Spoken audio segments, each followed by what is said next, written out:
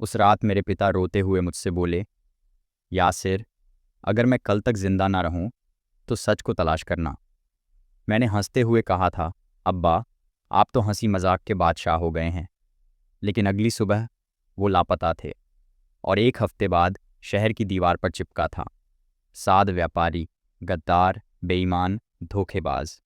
मेरी दुनिया बिखर चुकी थी। मैं एक व्यापारी का बेटा था, अब धूल भरे कपड़ों में मदरसे की दहलीज पर खड़ा था। लेकिन मुझे नहीं पता था कि उसी मदरसे की लाइब्रेरी में एक राज छुपा है।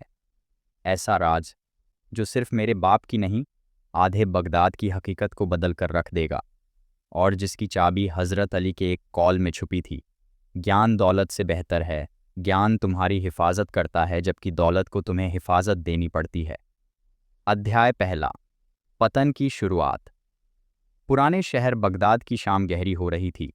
सूरज की आखिरी सुनहरी किरणें धूल भरी गलियों पर बिखर रही थीं। वही गलियां जहां कभी यासिर बिन साद का नाम इज्जत से लिया जाता था, आज वहां एक धूल से सना लड़का अपने पैरों से मिट्टी झाड़ता एक छोटे से मदरसे की तरफ बढ़ रहा था। यासिर का बाप, साद व्यापारी, शहर के नामवर और ईमानदार व्यापारियों में से था।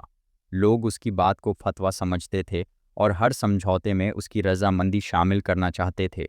लेकिन एक दिन सब कुछ खत्म हो गया। साद पर वित्तीय अनियमितता का आरोप लगा और रातों रात उसके व्यापार पर ताला लग गया। उसके कर्मचारी बिखर गए और उसके दोस्त दुश्मन बन गए। यासिर तब सिर्फ 17 साल का था, लेकिन उसकी आंखों ने जो कुछ देखा वो उम्र भर का सबक बन गया। अध्याय दूसरा, मदरसे की खुशबू। मदरसा नूर उल हिकमत।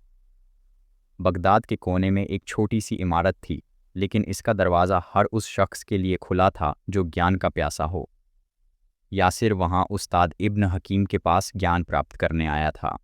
वो एक बुज़ुर्ग शख्स थे जिनके चेहरे पर झुर्रियाँ थीं, मगर आंखों में दीपक जैसी रोशनी थी। इब्न हकीम ने यासिर से पहला सवाल किया, तुम दौलत खोकर मेरे पास आए हो या ज्ञान की तलाश में? यासिर ने थोड़ी देर सोचा, फिर बोला, दौलत मेरे इख्तियार में नहीं रही, लेकिन शायद ज्ञान मुझे दोबारा ताकतवर बना दे। उस्ताद मुस्करा दिए और बोले, तो फिर सुनो, हज़रत अली ने फरमाया है, ज्ञान दौलत से बेहतर है। ज्ञान तुम्हारी हिफाजत करता है जबकि दौलत को तुम्हें हिफाजत देनी पड़ती है। तुम इस सबक पर कायम रहोगे तो दौलत खुद तुम्हें ढूंढेगी। अध्याय तीसरा, एक किताब। एक राज मदरसे में एक पुरानी लाइब्रेरी थी, जहां जाने की इजाज़त सिर्फ उन छात्रों को थी जो उस्ताद की नज़र में काबिल एतमाद होते। यासिर ने एक दिन उस्ताद से इजाज़त ली और लाइब्रेरी में दाखिल हुआ।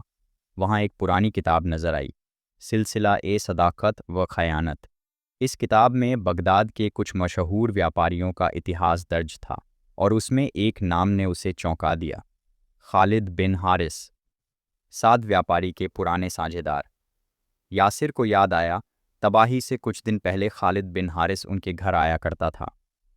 किताब के पन्ने पलटते पलटते यासिर को एक पुराना समझौता मिला, जिस पर साद के दस्तखत तो थे, मगर खालिद के दस्तखत शक की तरह लग रहे थे, जैसे नकली हों।